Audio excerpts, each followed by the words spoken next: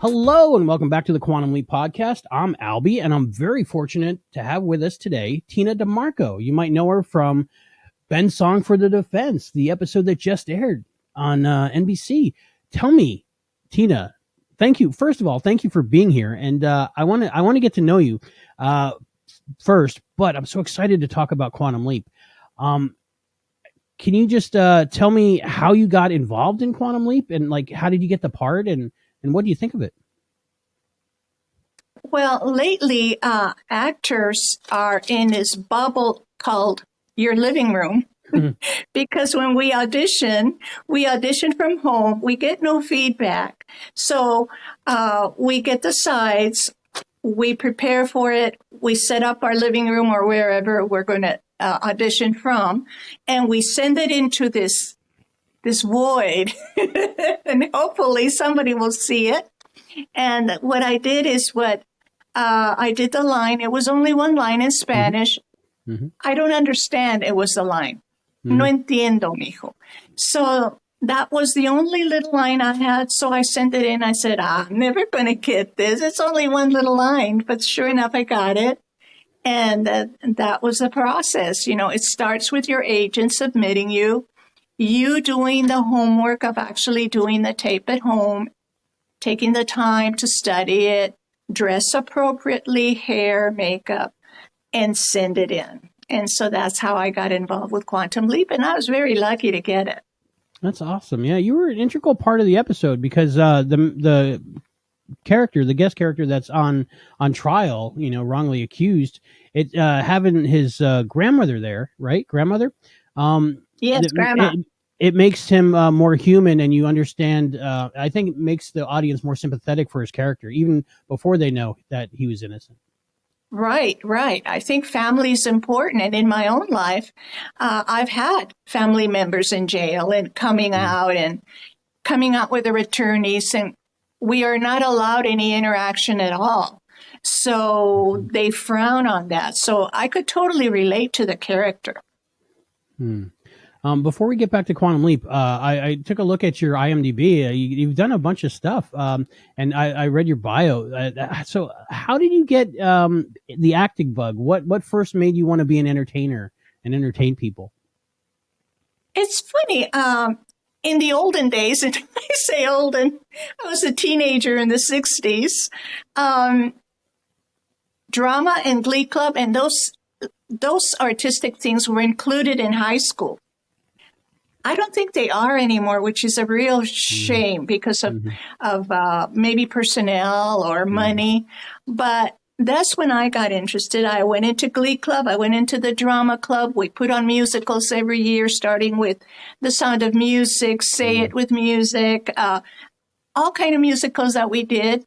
And that got me started and ignited the fire in me to pursue it after high school.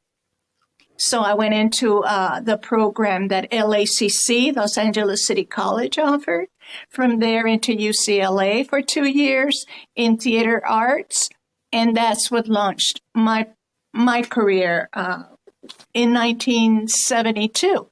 Oh, wow. That was a time, huh? Yeah. What were some of your favorite musical theater shows you did, musicals you did? Oh, I think above all, it was The Sound of Music. Being a nun and singing and the performance. It was a beautiful theater called, it was the Downtown Theater in downtown Los Angeles, and it was huge. They had comedy one night, and then they had theater another night, and musicals. The Variety Arts Center, it was called. And so that's where my little high school went to perform, and we thought we hit the big time. And it was very exciting. So that was the best for me. What's it like making the transition from doing like live theater into film and television with camera setups and all that stuff? Live theater, which I still do, because because the audience, you can almost hear them breathe. It's an entity that is live and with you the whole step of the way. You know their reaction immediately. You know immediately what worked and what didn't work for the next time you do the play. What got a laugh, what didn't get a laugh. It's just a different ambiance in music, in TV and film, commercials. You don't get that immediate reaction from people. In fact, you wonder if you did well at all because there's nobody to tell you that you did well. Actors, we're so egotistical. We need somebody to pat us on the back and say, hey, that was great. And you don't always get that in film or on TV. Well, applause, right? You do it for applause, right? Right. And you don't often get that on television, I'm sure. So, yeah. Can you tell me a little bit about your career before getting Quantum Leap and what led you to Quantum Leap, like different parts you've done? Sure. I started up, I had a mother who would drive me all over Hollywood between classes in high school and even after high school. So I was like in the Patty Duke show and My Three Sons, The Rifleman, wherever there was children, like in a school classroom, like Leave It to Beaver, I was there like a little extra as a child. That's mind blowing. I grew up. Yes, right. Yeah. So I was involved and went to the school that was provided on the set because we had to have a teacher. So I was in school with all those little actors like Leave It to Beaver and all of those little people. I can't think of her name now, but Patty Duke and all that. We had to go to school together because of our age. But so that's what got me started in it. And it was very interesting to me to learn the camera angles and what worked and what didn't, because we had a lot of downtime in which we were just watching cameras being set up. Mm-hmm. When you were that young, first of all, do you have memories of that experience, or do you just remember that you did do it? Because it's hard for me to remember back that far. Yes, I have memory of that. I remember that my very first thing was in The Rifleman as part of a Hispanic, I won't say tribe, but a Hispanic community outside of town, where Lucas and his son come and the son befriends a boy that is a Mexican-American little boy. And so they come into the village, which is mostly Mexican, and there I am as a child.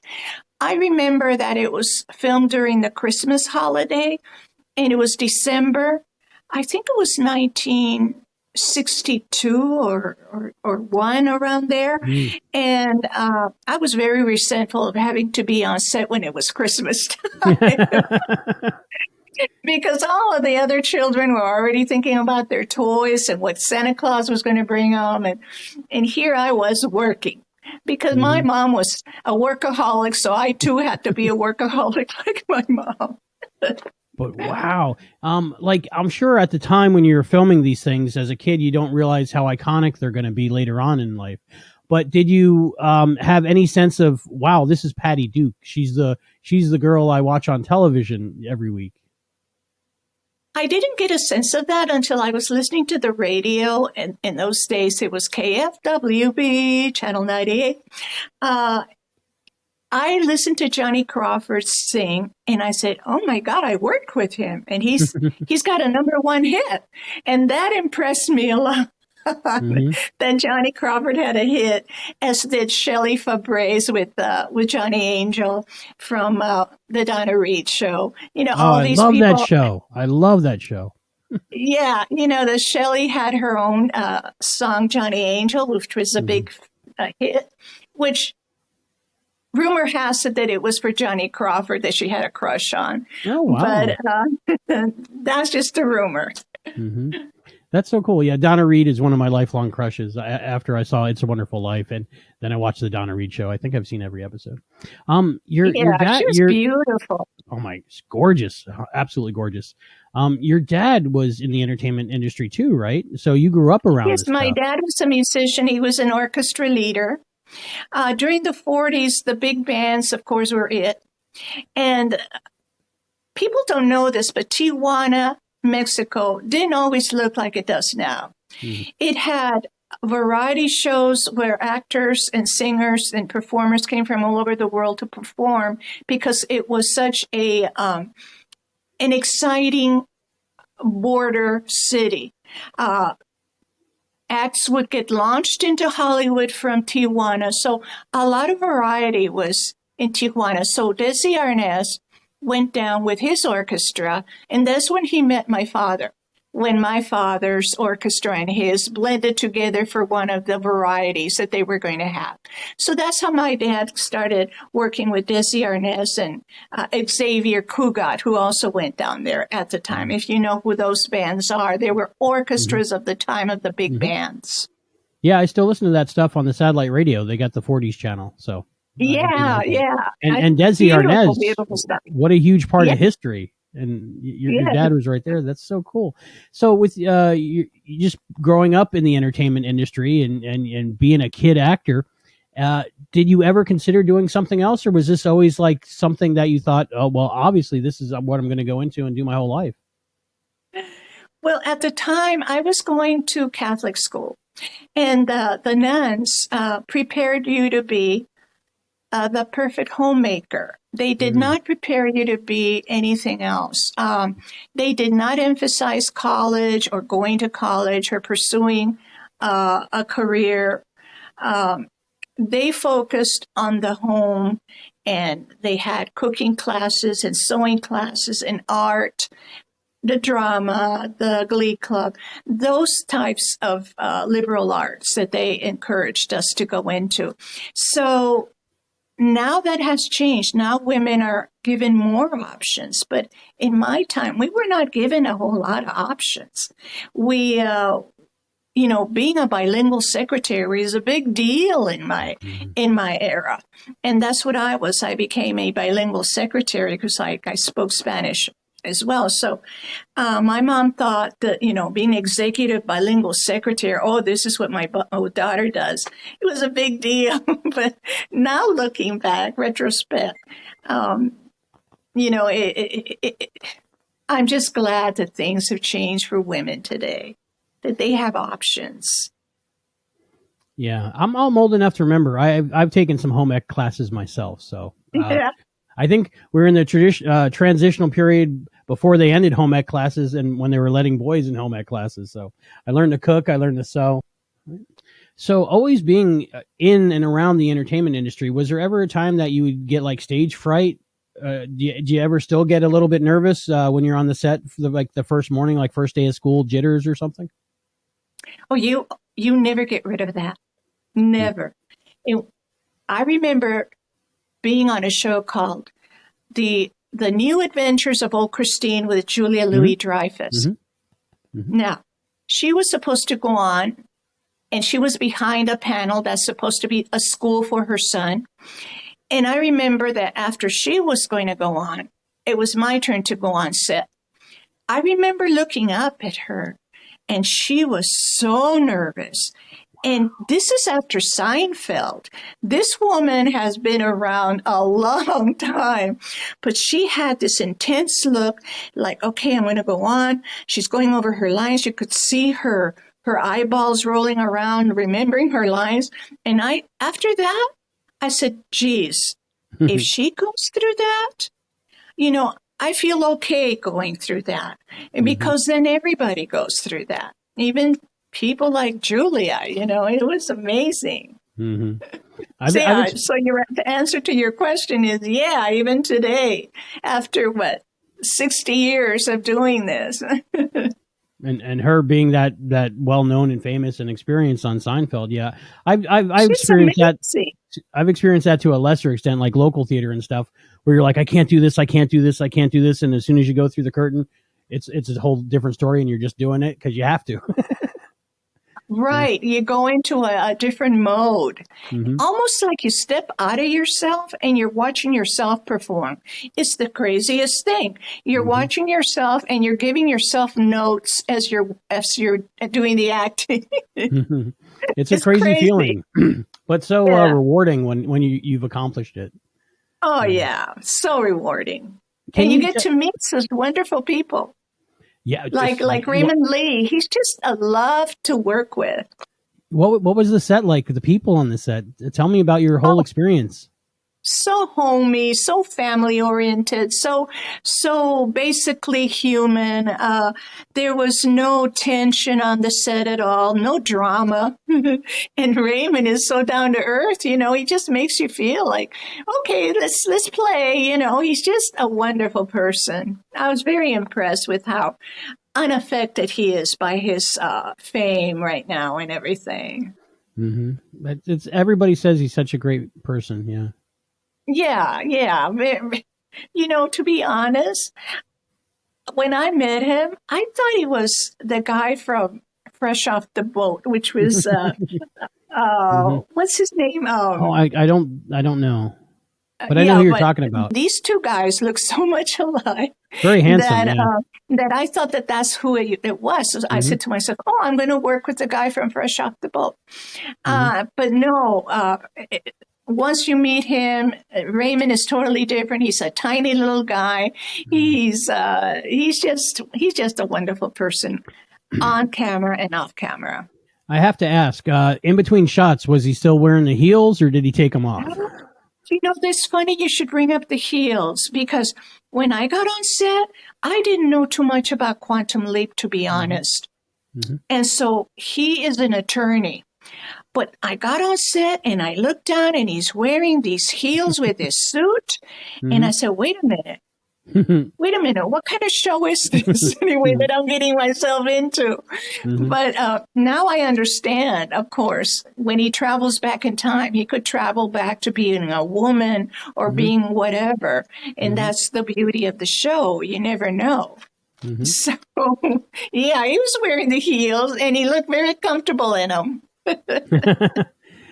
So it sounds like you had a really great experience. For people that have limited speaking roles, but are like in the show, a lot of times I've heard that they could be felt like ignored and like unimportant on other sets.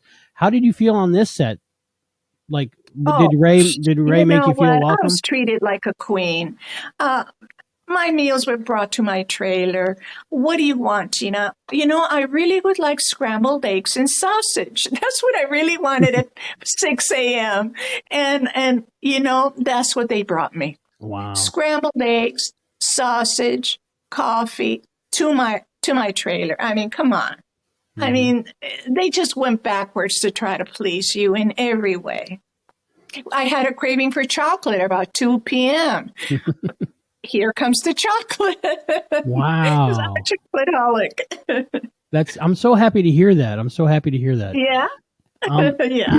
can you share with me and then our listeners and our viewers a little bit about maybe the behind the scenes of filming? Like, how many days were you on the set? I know it took place over the holiday, right?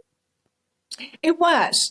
Um, I was surprised that it was all wrapped up in one day for my character. Oh, okay.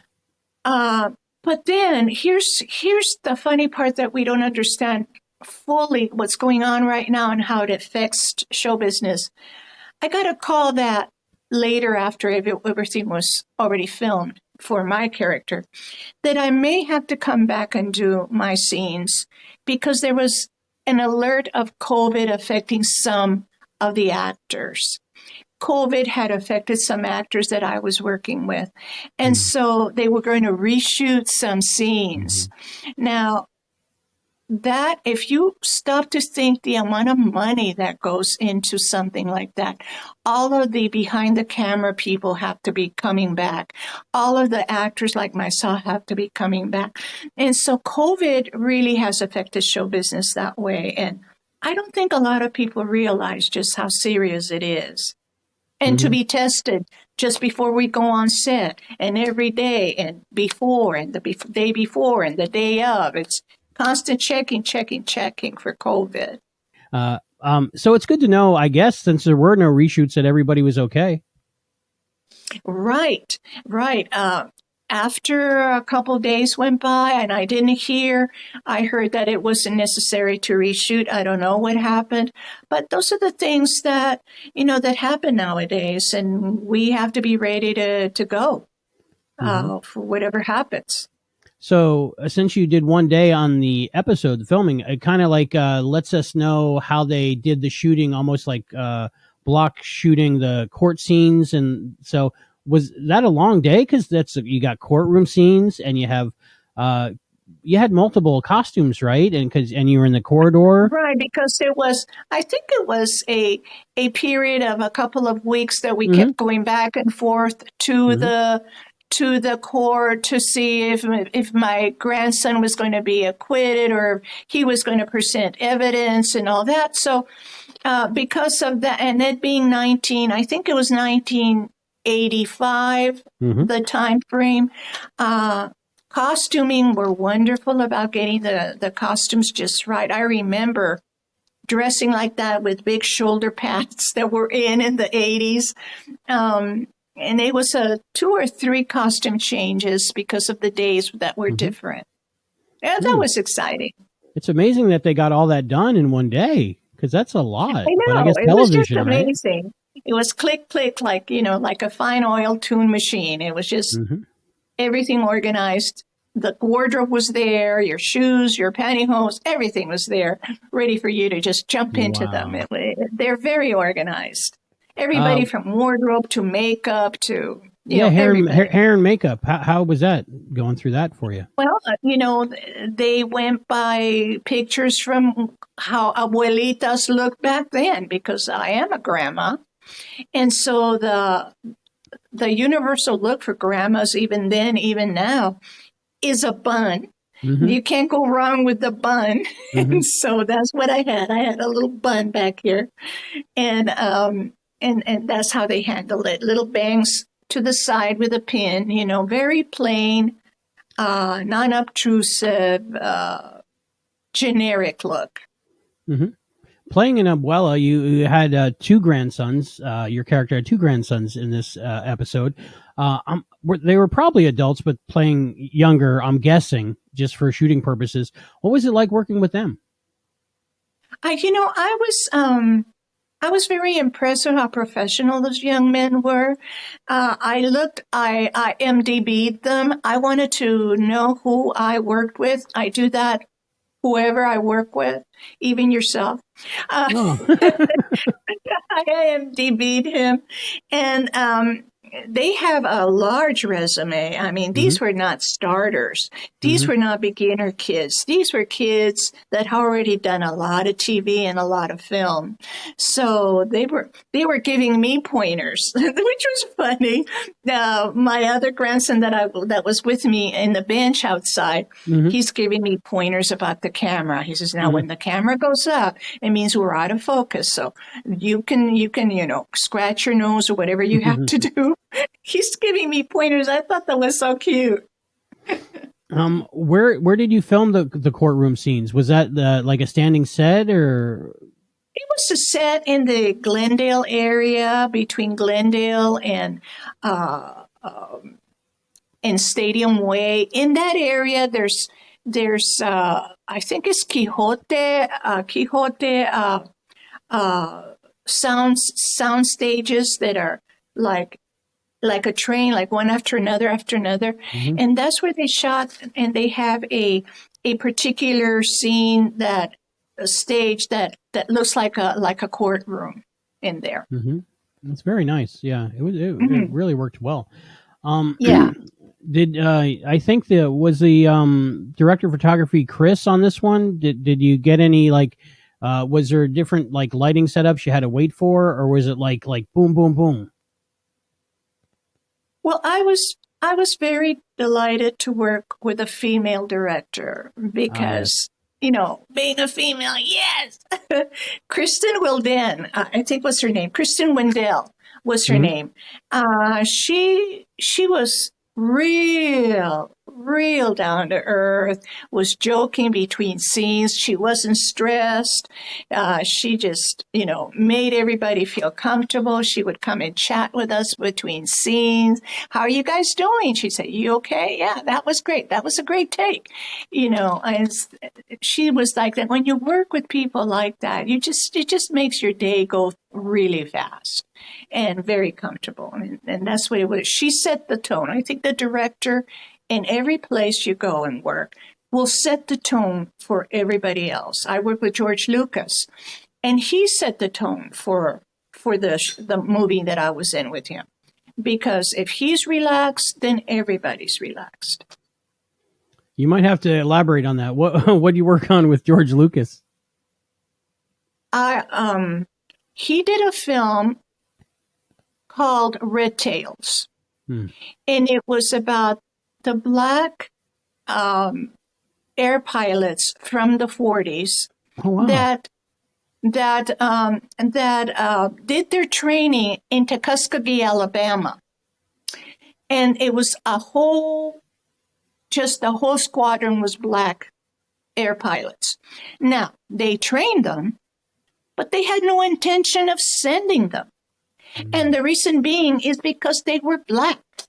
And so they went through the training knowing very well that they weren't going to use them. And that's what the movie's about. When they were down last in Europe through their last pilots, their Caucasian pilots, they had to ask for the help from the black squadron. And they went in. This is all in history now. They went in and became heroes from what they did and how they performed in the most awfulest of airplanes. They gave them the worst airplanes, the B-24s or B-52s or wherever they were. They painted their tails red, which right there, it'll tell you if they were going to be surrounded by Germans, they weren't too inclined to help them out. Let's just say it that way. And if you ever see the movie Red Tails, I play an Italian lady because it all takes place in Italy where the base camp was. And I play an Italian lady, and my daughter falls in love with David Oyelowo. David played Martin Luther King in the movie. I think it was Martin. The name of the film was Martin or something like that, where he played Martin Luther King. Oprah was behind that movie 100%. And so David played my daughter's beau in the movie Red Tails. Very cool. I've never heard of that, and now I'm so interested. I think I know what I'm watching tonight. So I think you like find it. that streaming somewhere. A lot of people say that it's corny because of the dialogue, but George Lucas made a comment that he made the dialogue to sound like the comic books that he remembers reading as a boy, which is okay. Now it makes sense. So as we're leaving, can you tell me a little bit about upcoming projects you might have people can see you in, other things? Well, I did a film called George and Dorothy about two elderly people in a home. These two elders, they can't get along. They're just bumped. One, Dorothy is just vivacious and friendly, and George is just an old sourpuss. And it's about their relationship. Even in the home, you have issues. So that's a movie coming up called George and Dorothy. But thank you for asking. Nice. I like that. Okay. And lastly, may I ask you just like your overall impression of being a part of Quantum Leap and your time on Quantum Leap? The feeling you came away with. I just had a wonderful time. And I wish that there was a recurring role for Abuela, but I don't think there will be. But yeah, my experience was just wonderful. I thank everybody on set, in front and behind the camera. And it was just a great opportunity for me. Well, I really enjoyed watching the episode and seeing you in it. So thank you, Tina D'Marco. Thank you very much.